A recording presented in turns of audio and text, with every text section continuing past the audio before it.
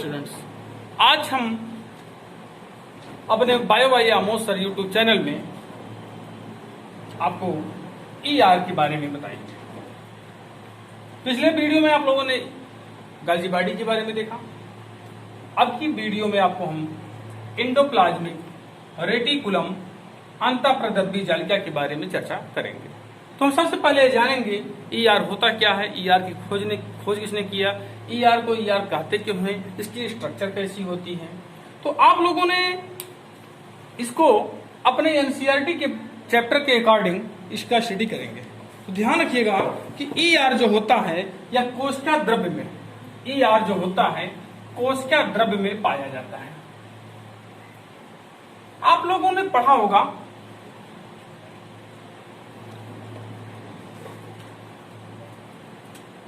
Prokaryotic कोशिकाओं में ये कोशिकांग नहीं पाए जाते हैं, यह केवल पाया जाता है किसमें, यूकैरियोटिक कोशिका में। एग्जाम्पल के तौर पर भी हम रफली आपको बता रहे हैं। ये है, मान लीजिए सेल, ये क्या है, सेल है, और ये क्या है, न्यूक्लियस है। ये न्यूक्लियर मेम्ब्रेन है। न्यूक्लियर मेम्ब्रेन के आउटर मेम्ब्रेन से ही, न्यूक्लियर मेम्ब्रेन के आउटर मेम्ब्रेन से ही ईआर का निर्माण होता है। यही आपको जानना है। अब आप ये जानेंगे कि इसकी स्ट्रक्चर होती कैसी है। तो स्टूडेंट्स, इसकी स्ट्रक्चर जो होती है हम आपको बता रहे हैं एक हैंकी के माध्यम से। ये है हैंकी, ये हैंकी है, ठीक। इस हैंकी को आप ध्यान देना कैसे फोल्ड कर रहे हैं। ऐसे फोल्ड किया, फिर ऐसे डिसेंडिंग ऑर्डर में ऐसे हमने फोल्ड किया। ध्यान दीजिएगा थोड़ा टॉपिक पर। डिसेंडिंग ऑर्डर में हमने इसको फोल्ड किया, ठीक। पहला फोल्ड, फिर इससे नीचे घटता हुआ, फिर इससे नीचे घटता हुआ, फिर इससे नीचे घटता हुआ, फिर इससे नीचे घटता हुआ, फिर इससे नीचे घटता हुआ। अब ये अगर ध्यान देंगे आप लोग, अगर इसको हमने ऐसे कैसे फोल्ड किया, फिर से रिपीट कर रहे हैं, ऐसे फोल्ड किया, फिर ऐसे फोल्ड किया, फिर ऐसे, और फिर ऐसे ऐसे हमने इसको फोल्ड किया। अगर इसको हम यहां इधर से सिलाई कर दें और इधर से सिलाई कर दें, दोनों साइड इसका हम क्लोज कर दें, दोनों साइड इसका हम क्लोज कर दें, तो अगर इसका हम दोनों साइड क्लोज कर देंगे तो आपको ऐसी नलिकाएं मिलेंगी कि नहीं मिलेंगी। तब ये नलिका नुमा हो जाएगा, ट्यूबुलर हो जाएगा, ये ट्यूबुलर हो जाएगा। तो जैसे संरचना आप देख रहे हैं, जैसे हमने आपको बताया, अगर इधर से हम इसको क्लोज कर दें, इस साइड से हमने क्लोज कर दें, तो बीच में हमको नलिकाएं दिखने को मिलेंगी। ये सब नलिकाएं बन जाएंगी। ये नलिका हो गई आपकी ट्यूबुल्स, ये नलिका आपकी क्या हो गई, ट्यूबुल्स। अब देखिए, इसका ये सरफेस ये बन रहा है और ये सरफेस इसका ये बन रहा है, सब पे होंगे। जब इधर से लेंगे तो इसका भी ये सरफेस नजर आएगा, ट्यूबुल्स के नलिका के, इसका ये सरफेस नजर आएगा, फिर इसका भी ये सरफेस नजर आएगा, इसका भी ये सरफेस नजर आएगा, ये भी सरफेस नजर आपको आएगा। तो ये सरफेस और ये सरफेस दोनों में अंतर है। इस सरफेस पर राइबोसोम के पार्टिकल नहीं पाए जाते हैं और इस सरफेस पर राइबोसोम के पार्टिकल्स पाए जाते हैं। जिस सरफेस पर राइबोसोम के पार्टिकल नहीं पाए जाते हैं, जिस सरफेस पर राइबोसोम के पार्टिकल नहीं पाए जाते हैं, उसे स्मूथ ईआर, चिकना कहते हैं, चिकना ईआर कहते हैं। और जिस सरफेस पर राइबोसोम के पार्टिकल्स पाए जाते हैं, उस सरफेस को रफ ईआर, खुदरा ईआर, खुदरा एंडोप्लाज्मिक रेटिकुलम कहते हैं। क्योंकि राइबोसोम जो कैसे होते हैं, ग्रेन्यूल्स होते हैं, दानेदार होते हैं, कड़कियानुमा होते हैं, तो जाहिर सी बात कर इस पर दाने लगे होंगे, कड़कियाएं लगी होंगे, तो खुदरा होगा, ये रफ होगा, इसलिए इसे रफ ईआर कहते हैं, इसे स्मूथ ईआर कहते हैं। अब रही बात की इसकी अन्य संरचना को कैसे कहते हैं। इसकी ये जो संरचना आप लोगों ने देख रहे हैं, इसकी ये जो संरचना, ध्यान दीजिएगा कि ये जो मुड़ी हुई भाग नजर, ध्यान से समझिएगा, ये जो इसकी मुड़ी हुई संरचना नजर आ रही है, मुड़ी हुई, ये वाला पार्ट, ये वाला पार्ट, ये वाला पार्ट, ये वाला पार्ट, जैसे इसे मुड़ा हुआ है ना, ये मुड़ा हुआ है, इस मुड़े हुए पार्ट को कहते हैं सिस्टर्नी। क्या कहते हैं? सिस्टर्नी। और ध्यान रखिएगा, जब ये मुड़ेंगे, अरे यार मेरे भाई, जब ये मुड़ेंगे तो इसके अंदर खांच बनेंगे कि नहीं बनेंगे? इसके अंदर भी खांच बनेगा, इसके बाहर भी खांच बनेगा, इसके अंदर खांच बना ही नहीं बना है, तो इसे बोलते हैं ल्यूमेन। अभी हम आपको डायग्राम अलग से स्पष्ट रूप से बाहर दिखाएंगे, उसे बोलते हैं ल्यूमेन। ठीक, तो ये रही इस प्रकार की इसकी संरचना होती है। अब इसकी संरचना हम आपको डायग्राम पे स्पष्ट एक अच्छा सा बना के दिखाते हैं। तो फिलहाल हम जानते हैं कि ईआर की खोज किसने और कब किया। तो ध्यान रखिएगा, ईआर की खोज सर्वप्रथम के.आर. पोर्टर नामक वैज्ञानिक ने किया था। ईआर की खोज सर्वप्रथम 1945 में के.आर. पोर्टर नामक वैज्ञानिक ने किया था। के.आर. पोर्टर नामक वैज्ञानिक ने किया था। ठीक, एक बात और इसका ध्यान रखिएगा, इसको कहते हैं इंडोप्लाज्मिक रेटिकुलम। इंडो मतलब अंदर, प्लाज्मिक मतलब प्लाज्मा के, रेटिकुलम मतलब होता है जालनुमा। माने कि जालनुमा संरचना प्लाज्मा के अंदर पाई जाती है। प्लाज्मा कहां होती है? सेल के अंदर। तो जालनुमा संरचना प्लाज्मा के अंदर पाई जाती है, अतः इसे इंडोप्लाज्मिक रेटिकुलम कहते हैं। अतः इसे इंडोप्लाज्मिक रेटिकुलम कहते हैं। तो ध्यान रखना, इसकी संरचना इस प्रकार की होती है। अब थोड़ा सा हम इसके बारे में चर्चा करेंगे। ईआर का स्ट्रक्चर,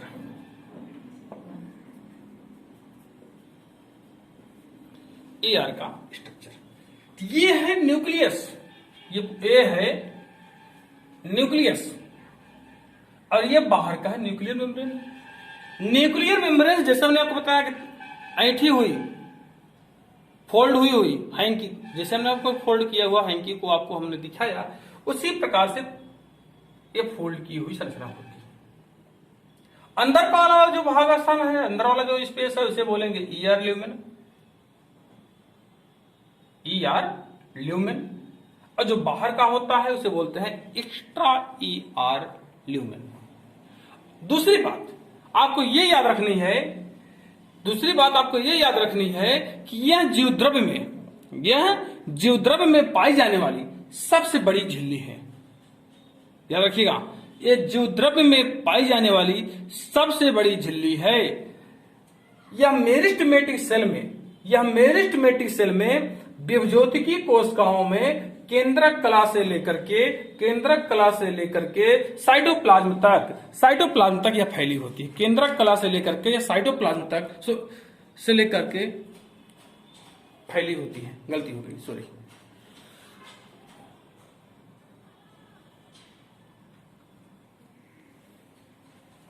ये स्ट्रक्चर रहा ईआर का। जैसा हमने अभी आपको बताया था कि न्यूक्लियर मेम्ब्रेन है, इसके बाहर जैसे हैंकी हमने आपको फोल्ड करके दिखाया, उस प्रकार की संरचना होती है। अंदर वाला स्थान ईआर ल्यूमेन कहलाता है, जबकि बाहर वाला इसके स्थान को एक्स्ट्रा ल्यूमेन स्पेस कहते हैं। अंदर वाले स्थान को ल्यूमेन स्पेस कहते हैं। देख रहे हैं जिस पर ये छोटे छोटे दिखा रहे हैं राइबोसोम, जिस पर राइबोसोम पाए जाते हैं, ऐसे वाले स्थान को रफ ईआर, खुदरा इंडोप्लाज्मिक रेटिकुलम कहते हैं। और जिस पर राइबोसोम के पार्टिकल्स नहीं पाए जाते हैं, उसके सरफेस पर राइबोसोम के पार्टिकल नहीं पाए जाते हैं, उसे स्मूथ ईआर कहते हैं, चिकना ईआर कहते हैं। इस प्रकार से अगर देखा जाए तो ईआर दो प्रकार के होते हैं, एक रफ, एक स्मूथ। ईआर जो होता है ये सबसे बड़ी झिल्ली है। याद रखना कि जो ईआर है यह सबसे बड़ी झिल्ली है। कहां? जीवद्रव्य में पाई जाने वाली ये सबसे बड़ी झिल्ली है। यह न्यूक्लियर मेम्ब्रेन से लेकर के सेल मेम्ब्रेन तक फैली होती है, या न्यूक्लियर मेम्ब्रेन से लेकर के सेल मेम्ब्रेन के बीच तक फैली हुई सबसे बड़ी झिल्ली है, सबसे बड़ी झिल्ली है। इसके कितने पार्ट हैं? झिल्ली के 3 पार्ट हैं। ये है सिस्टर्नी, ये है वेसिकल और ये है ट्यूबुल्स। सिस्टर्नी कैसी होती है? लॉन्ग होती है, फ्लैट चपटी होती है, अनब्रांच अशाखित होती है, पैरेलल समांतर होती है। सिस्टर्नी जो होती है, सिस्टर्नी मतलब होता क्या है? सिस्टर्नी का मतलब होता क्या है? मुड़ी हुई, जो मुड़ी हुई है वो क्या है? सिस्टर्नी लॉन्ग है, फ्लैट है, अनब्रांच्ड है, लॉन्ग है, लंबी है, फ्लैट है, चपटी है, अनब्रांच ऐसे ऐसे मुड़ी हुई, कोई शाखा नहीं है, पैरेलल, अरे ऐसे मुड़ी है, ऐसे मुड़ी है, फिर ऐसे मुड़ी है, एक दूसरे के समांतर तो है, पैरेलल है। वेसिकल, अब इसके अंदर पाइप कर देंगे किनारे किनारे, अंदर ट्यूबुल्स बनेंगी, ट्यूबुल्स के अंदर थैलियां बनेंगी। वेसिकल जो होते हैं ओवल शेप में होते हैं। जो ट्यूबुल्स होती हैं, जो नलिकाएं होती हैं, वो थिन होती हैं, अनब्रांच या ब्रांच दोनों होती हैं। इस प्रकार से इसकी स्ट्रक्चर आप लोगों ने जाना, और इसमें सबसे इंपॉर्टेंट चीज या सबसे बड़ी क्या है? सबसे बड़ी झिल्ली है। अब हम जानेंगे कि टाइप ऑफ ईआर कितने प्रकार के होते हैं। तो याद रखिएगा, ईआर अभी हमने आपको बताया, ईआर को हमने बताया कि यह 2 प्रकार के होते हैं। एक स्मूथ ईआर होते हैं, एक रफ ईआर होते हैं। शॉर्ट फॉर्म में इसे यस ईआर कहते हैं और इसे आर ईआर कहते हैं। अब हमें जानेंगे कि यस ईआर का काम क्या है और आर ईआर का काम क्या है। अब लिखेंगे हम टाइप ऑफ राइबोसोम। अब देखिए, यस ईआर और आर ईआर के फंक्शन या प्रकार। यस ईआर में क्या होते हैं? राइबोसोम एब्सेंट होते हैं क्योंकि चिकना होता है। अब राइबोसोम अब जहां पर एब्सेंट होते हैं यस ईआर में होता क्या है? इसमें लिपिड सिंथेसिस होता है, लिपिड का संश्लेषण होता है। यदि इसमें लिपिड का संश्लेषण होता है, लिपिड सिंथेसिस होता है, तो पाई कहा जाती है? ध्यान रखना कि लीवर सेल में पाई जाती है, यकृत कोशिकाओं में पाई जाएंगी, स्ट्रेट मसल सेल्स में पाई जाएंगी और एडिपोज सेल में पाई जाएंगी, मतलब कि वसा कोशिकाओं में पाई जाती हैं। याद रखना, liver cell, straight muscle cells, रेखित पेशियों की कोशिकाओं में, एडिपोज सेल मतलब वसा कोशिकाओं में यस ईआर पाए जाते हैं। दूसरा है आर ईआर, रफ है, खुदरा है, यानी राइबोसोम प्रेजेंट है।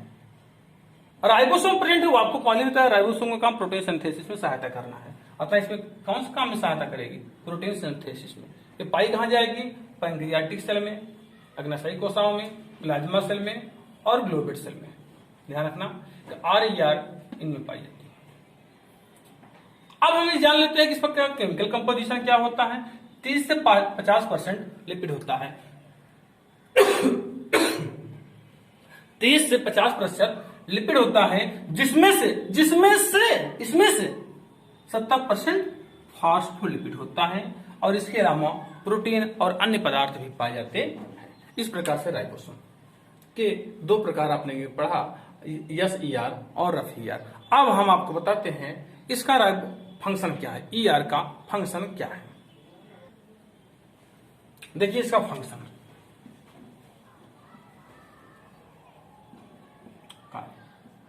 अभी हमने आपको क्या बताया?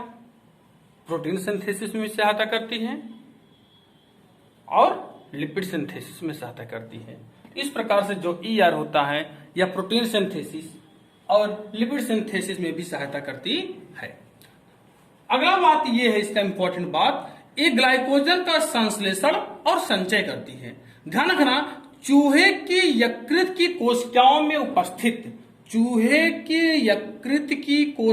में उपस्थित जो आर ईआर होता है, यह ग्लूकोज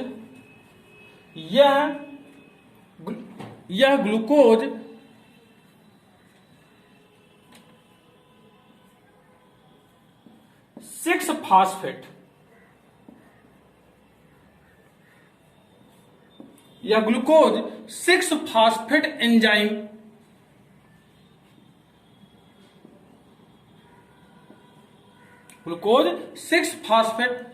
एंजाइम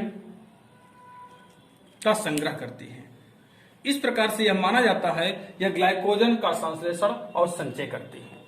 अगली बात आपको इसमें यह जानना है कि यह केंद्रक आवरण यानी न्यूक्लियर मेम्ब्रेन, जो अभी आपको बताया गया न्यूक्लियर मेम्ब्रेन बनाने में सहायता करती है।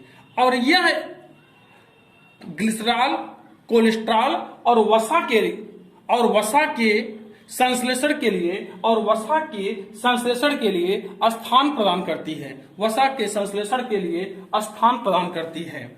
और फिर अगला फंक्शन इसका मोस्ट इंपॉर्टेंट है, यह mRNA को केंद्रक से केंद्रक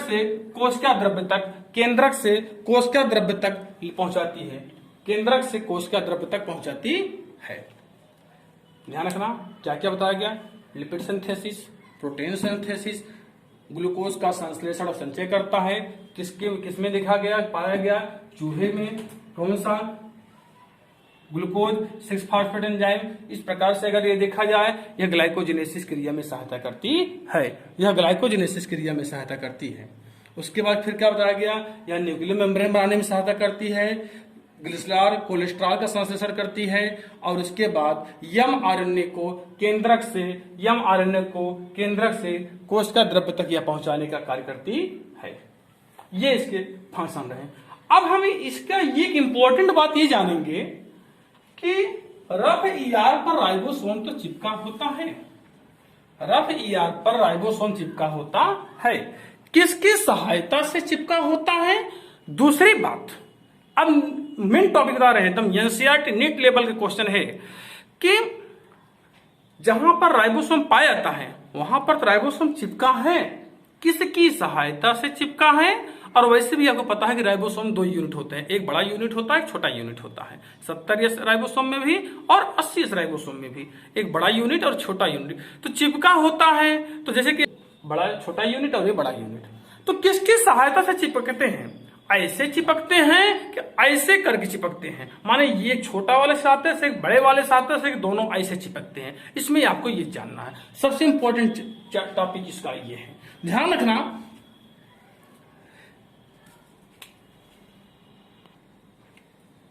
ध्यान लीजिए कि जब रफ ER पर राइबोसोम के पार्टिकल्स पाए जाते हैं तो ये जो राइबोसोम के पार्टिकल्स हैं ए लार्जर सब यूनिट के द्वारा चिपकते हैं, लार्जर सब यूनिट के द्वारा चिपके होते हैं। इस बात को अंडरलाइन कर लीजिए। दूसरी बात बताया गया है कि रफ ER के आउटर सरफेस पर बाहरी सतह पर एक विशेष प्रकार की ग्लाइकोप्रोटीन पाई जाती है। इसी ग्लाइकोप्रोटीन की सहायता से राइबोसोम चिपके होते हैं। और ये जो ग्लाइकोप्रोटीन है ये है राइबोफ्लोरिन फर्स्ट और राइबोफ्लोरिन सेकंड। ध्यान रखना कि रफ ER के आउटर सरफेस पर 2 प्रकार की ग्लाइकोप्रोटीन होते हैं और ये फर्स्ट राइबोफ्लोरिन और एक सेकंड राइबोफ्लोरिन। इसी की सहायता से राइबोसोम लार्जर सब यूनिट के द्वारा रफ ER से चिपका होता है। अगला बताया गया कि जो लीवर सेल होती है, जो लीवर की कोशिका होती है, उसका जो SER माने लीवर सेल कहां पाई जाती है? लीवर सेल में SER पाई जाती है। तो इसका काम क्या होता है? ड्रग्स, मेडिसिन, जो आप दवाइयां खाते हैं, औषधियां लेते हैं। अच्छा कहेंगे आप लोग ड्रग और मेडिसिन में क्या अंतर है? दोनों चीज तो, ड्रग जो होता है क्रूड होता है, कच्चा होता है। मेडिसिन जो होता है कंस्टिट्यूएंट्स होती है, उसको प्रिपेयर किया जाता है। नेचुरल ऑक्टेन होती है, आर्टिफिशियल ऑक्टेन होती है। और टॉक्सिक और हानिकारक पदार्थों के हानिकारक प्रभाव को ड्रग्स के, मेडिसिन के और अन्य जो चीज खाते हैं उसके हानिकारक प्रभाव को ये नष्ट करती है।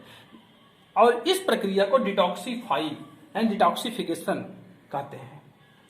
किसी के हानिकारक प्रभाव को समाप्त करना है डिटॉक्सिफाई। मसल सेल्स का जो SER है उसे सार्कोप्लाज्मिक रेटिकुलम कहते हैं। मसल सेल्स के SER को सार्कोप्लाज्मिक रेटिकुलम कहते हैं। किस प्रकार से इन चारों चीजों को ध्यान में रखिए।